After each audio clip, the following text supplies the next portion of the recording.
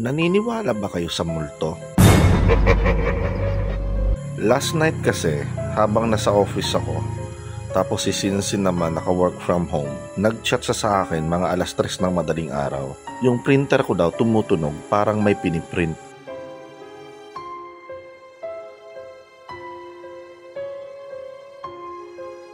Binidyohan niya, sobrang tagal. Ito yung video.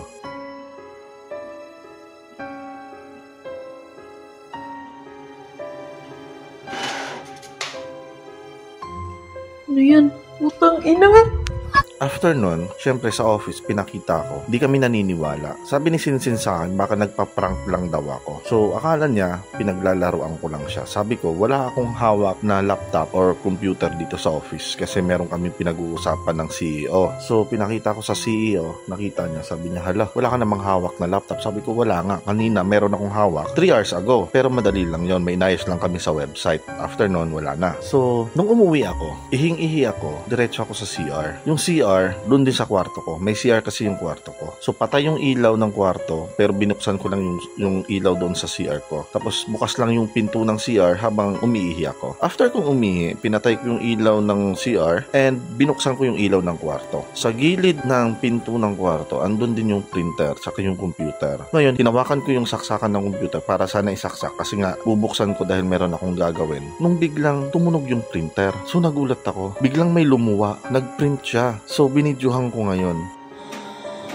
Putang ina, nagpiprint. Pagdating ko sa bahay, Miss Ima, nag-CR ako. Sa CR ako, biglang nagpiprint.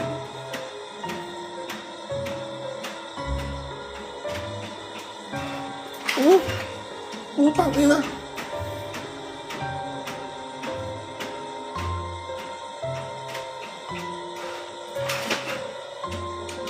Putang ina. Sa CR ako galing. Pag-uwi ko ng bahay, oh. Shit. Sunod-sunod yung pagluwa ng mga picture na piniprint ng printer. Ngayon, binuksan ko yung computer, chinek ko.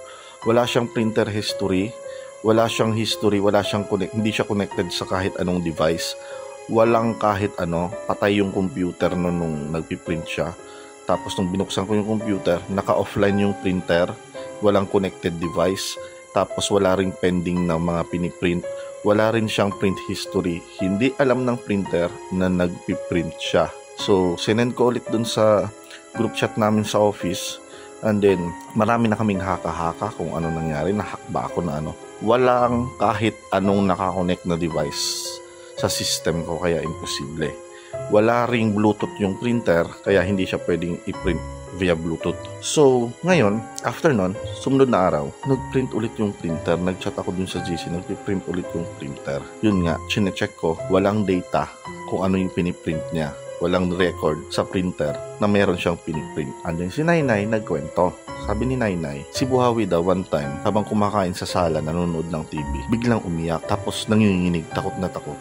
Niyayakap daw yung tinapay niya, yung biskwit niya, at may tinuturo sa may pinto. Sabi ni Nainay, na paano ko na ano, may umaaway daw sa kanya, sabi ni Buhawi. Tapos umiiyak si Buhawi, nginig na nginig, sobrang takot na takot.